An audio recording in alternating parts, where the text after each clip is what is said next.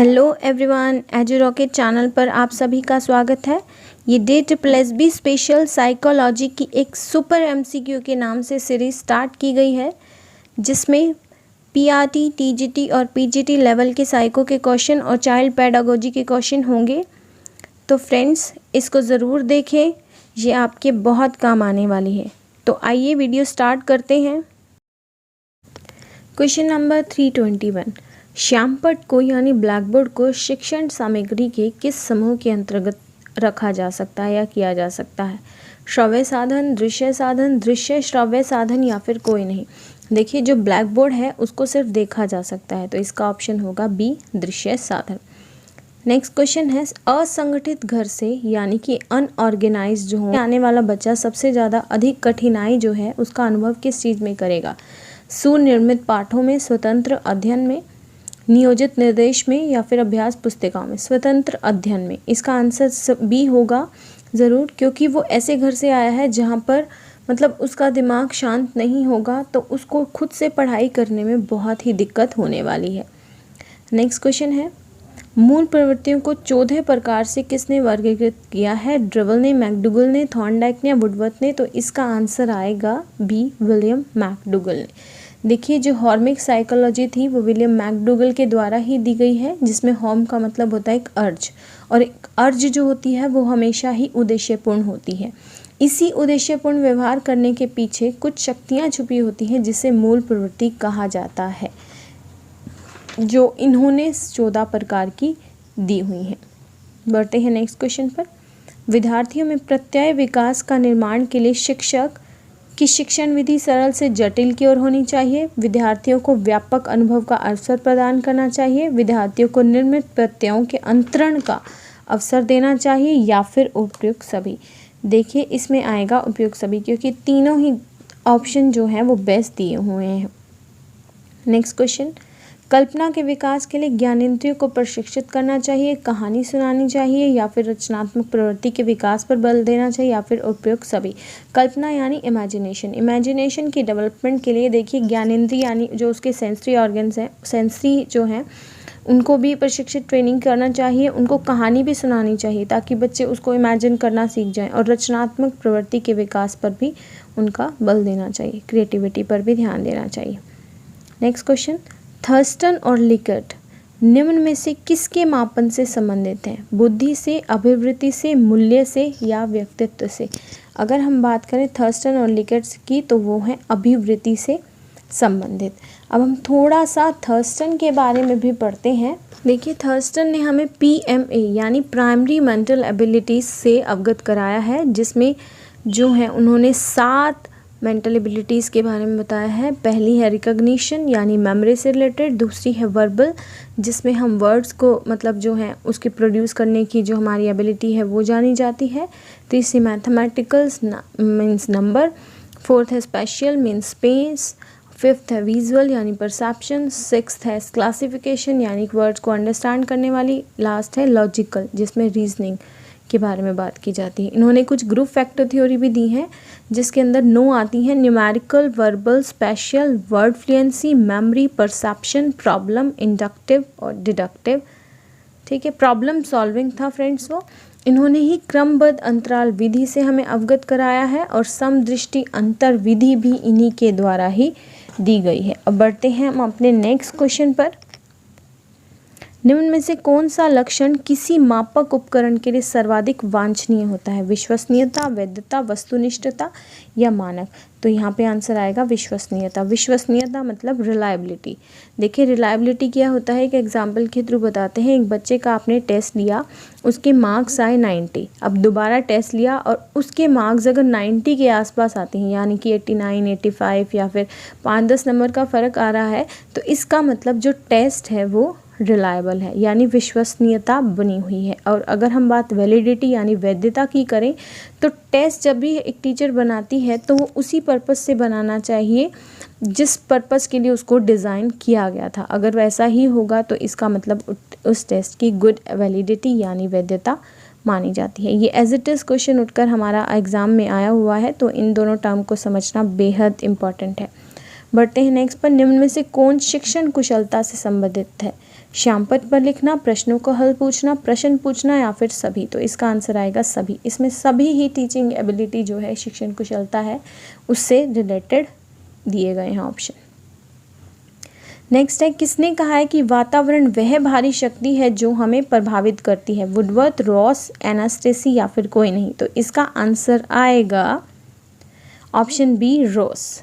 Next question, निम्नलिखित में से कौन सा एक बाल विकास का सिद्धांत नहीं है? सभी विकास एक क्रम का पालन करते हैं, विकास के सभी क्षेत्र महत्वपूर्ण होते हैं, सभी विकास परिपक्वन और अनुभव की अंत्यक्रिया का परिणाम होते हैं, या सभी विकास और अधिगम एक समान गति से बढ़ते हैं। देखिए तीनों ही ऑप्शन करेक्ट हैं एक्सेप्ट द लास्ट वन, कि विकास यानी डेवलपमेंट, अधिगम यानी लर्निंग एक समान गति से बढ़ते हैं, ऐसा नहीं है। एक इंडिविजुअल डिफरेंस आपने वर्ड सुना होगा, तो इसीलिए इम्प्लाई किया जाता है क्योंकि प्रत्येक बच्चा अपनी एक स्पेसिफिक एबिलिटी के साथ आता है और सब में ही डेवलपमेंट प्रोसेस जो होता है वो अलग अलग होता है। तो option D is the right one for this question. Next question है, स्मृति का एबिंगहस के साथ वही संबंध है जो बुद्धि परीक्षण का? ऑप्शन ए स्टर्न से, ऑप्शन बी थॉर्नडाइक से, ऑप्शन सी बीने से, या ऑप्शन डी गिलफोर्ड से। तो इसका आएगा आंसर सी, बीने से। तो अब हम एबिंगहस के बारे में पढ़ते हैं। देखिए पूरा नाम था हर्मन एबिंगहस। इन्हें अधिगम मनोविज्ञान का जनक माना जाता है। ये जर्मन साइकोलॉजिस्ट थे। इन्होंने लर्निंग कर्व, फॉरगेटिंग कर्व और स्पेसिंग इफेक्ट ये इन्हीं के द्वारा दिए गए हैं।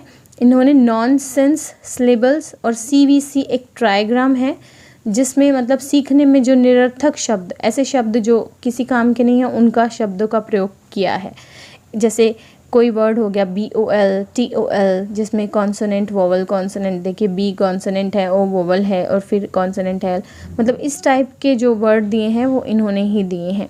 और शाब्दिक अधिगम जो है ये उसके क्षेत्र में भी जाने जाते हैं। इन्होंने कहा है कि फॉरगेटिंग जो है, जो भूलना है, वो दो प्रकार के हो सकते हैं, एक नेचुरल जो सामान्य है और एक होता है अननेचुरल यानी असामान्य रूप से। बढ़ते हैं नेक्स्ट क्वेश्चन पर। निम्न सिद्धांतों में से कौन बच्चे के बौद्धिक विकास के 4 चरण संवेदी चालक, पूर्व परिचालन, सुदृढ़ परिचालन, औपचारिक परिचालन को चिह्नित करता है?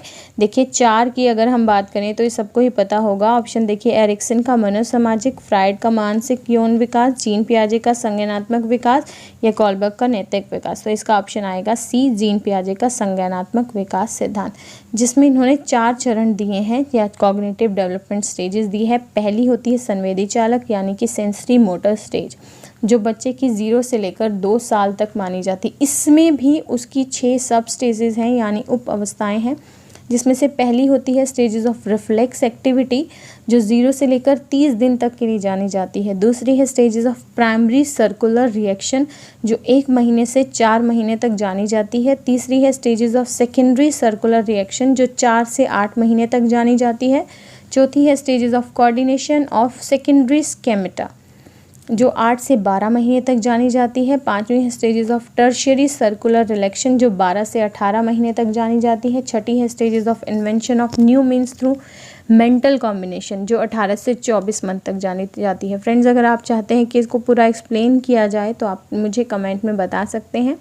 उसके बाद इन्होंने दी है दूसरी स्टेज, जिसे प्री ऑपरेशनल यानी पूर्व परिचालन या प्राक संक्रियात्मक भी कहते हैं, जो 2 साल से लेकर 7 साल तक के बच्चे के लिए मानी जाती है। तीसरी स्टेज है कॉन्क्रीट ऑपरेशन, जिसे सुदृढ़ परिचालन भी कहा जाता है, जिसे ठोस संक्रिया के नाम से भी जाना जाता है। इसमें बच्चा काफ़ी सारे गुण सीखता है, पलटावली का यानी रिवर्सिबिलिटी का, कंजर्वेशन करना, डिसेंट्रलाइजेशन करना, ट्रांजिटिविटी वगैरह।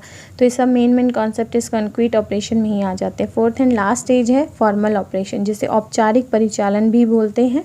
इसमें बच्चा 12 साल से लेकर अडल्टहुड तक स्टेज मतलब जो भी है वो इसमें मानी जाती है। इसमें अमूर्त अवस्था में चला जाता है, मतलब इमेजिनेशन, थिंकिंग उसकी डेवलप होनी शुरू हो जाती है, एक प्रॉब्लम सॉल्विंग कॉन्सेप्ट उसमें आने लग जाता है।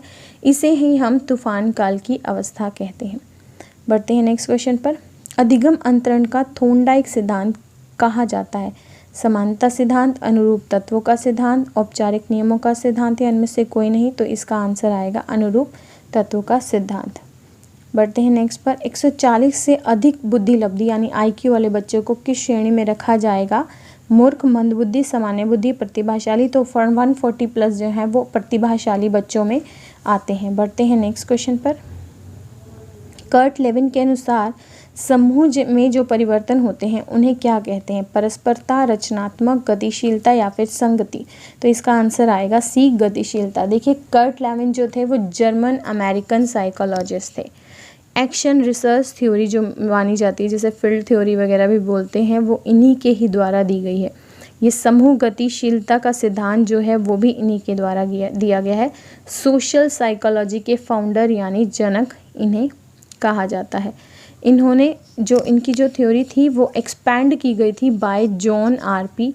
फ्रेंच। एक इक्वेशन दी गई है इनके द्वारा, B = F × P × E, जहाँ पे B बिहेवियर है, F फंक्शन है, P पर्सन है और E एनवायरनमेंट है। मतलब बिहेवियर क्या है? Function of person with environment. Kurt Lewin का कंट्रीब्यूशन जो है, उन्होंने 3 लेंसेज दिए हैं एनालिसिस के। पहला अप्लाइड रिसर्च, दूसरा एक्शन रिसर्च और तीसरा ग्रुप कम्युनिकेशन। 1947 में 1947 में इन्होंने एक टर्म भी दिया है, ग्रुप डायनामिक्स। इन्होंने कहा है कि मनुष्य के सामने 2 लक्ष्य होते हैं, 2 गोल्स होते हैं। पहला पॉजिटिव, जिससे वो पाना चाहता है, दूसरा नेगेटिव, जिससे वो दूर जाना चाहता है। और जब व्यक्ति के सामने ऐसे लक्ष्य आए जिन्हें वो पाना और छोड़ना दोनों जाता हो, तो इसका मतलब वो द्वंद्व की अवस्था में है। इन्होंने काफ़ी अप्रोचेस जैसे approach, avoidance, approach avoidance, double approach, double avoidance, ये काफ़ी सारी टर्म्स इन्हीं के द्वारा दी गई हैं। बढ़ते हैं नेक्स्ट क्वेश्चन पर। डैश मस्तिष्क की संरचना और कृत्यों में विभेद का एक परिणाम होता है, तनाव, पिछड़ापन, डिसलेक्सिया या कोई नहीं। इसका आंसर आएगा डिसलेक्सिया। डिसलेक्सिया जो है वो बेस में एक न्यूरोबायोलॉजिकल है, जिसका मतलब ये होता है कि हमारे जो मस्तिष्क में है फिजिकली रूप से एक समस्या उपस्थित है। मानव मस्तिष्क एक जटिल अंग है जिसमें अलग अलग कार्य होते हैं, अलग अलग उसकी संरचनाएं होती हैं। ये हमारे पूरे शरीर को नियंत्रित करता है और जानकारी प्राप्त करता है, उसको एनालाइज करता है और फिर लास्ट में संग्रहित करता है, कलेक्ट करता है। बढ़ते हैं नेक्स्ट क्वेश्चन पर। 337 अध्यापन के समय अध्यापक को, मतलब टीचिंग के समय टीचर को सबसे महत्वपूर्ण चीज़ का ध्यान किस बात का रखना चाहिए? विषय वस्तु का, व्यक्तित्व विभिन्नता का, विद्यार्थियों की आयु का या विद्यार्थियों की पारिवारिक पृष्ठभूमि का। देखिए व्यक्तित्व विभिन्नता, ये हमने पिछली वीडियो में भी डिस्कस किया था कि इंडिविजुअल डिफरेंस पे मेन उसका फोकस होना चाहिए, क्योंकि हर बच्चे की ज़रूरत अलग अलग होती है, तो हमें प्रत्येक बच्चे के हिसाब से कक्षा में टीचिंग करनी चाहिए। 338 उपलब्धि अभिप्रेरणा है, सफलता और असफलता को समान रूप से स्वीकार करने की तत्परता, बिना विचारे जल्दबाजी में कार्य करने की प्रवृत्ति, चुनौतीपूर्ण कार्य करने पर डटे रहने की प्रवृत्ति या फिर असफलता से बचने की प्रवृत्ति। तो इसका आंसर आएगा चुनौतीपूर्ण कार्य करने पर डटे रहने की प्रवृत्ति ही हमारी उपलब्धि प्रेरणा यानी अचीवमेंट एक मोटिवेशन है। 339 मानव विकास क्या है? मात्रात्मक, गुणात्मक, एक निश्चित सीमा तक मापा नहीं जा सकता या डी 1 और 2 दोनों। देखिए फ्रेंड्स, ये मोस्ट इंपॉर्टेंट क्वेश्चन है। जो ह्यूमन डेवलपमेंट है वो मात्रात्मक भी होता है और गुणात्मक भी, यानी क्वांटिटेटिव भी होता है और क्वालिटेटिव भी होता है। Last question of this video, मानसिक स्वास्थ्य विज्ञान का प्रमुख उद्देश्य क्या है? बालक के मानसिक स्वास्थ्य की रक्षा करना, कुसमायोजन का निराकरण करना या 1 और 2 दोनों या फिर कोई नहीं। तो इसका ऑप्शन आएगा सी 1 और 2 दोनों। बालक का जो मेंटल लेवल है, मेंटल हेल्थ है, उसकी भी रक्षा करनी चाहिए और कहीं वो मेल एडजस्टमेंट मतलब वो समायोजित नहीं हो पा रहा तो उसका भी हमें एक समाधान ढूंढना चाहिए। फ्रेंड्स, अगर वीडियो पसंद आई है तो लाइक एंड शेयर करना ना भूलें और हमारे चैनल को सब्सक्राइब ज़रूर करें। Thank you.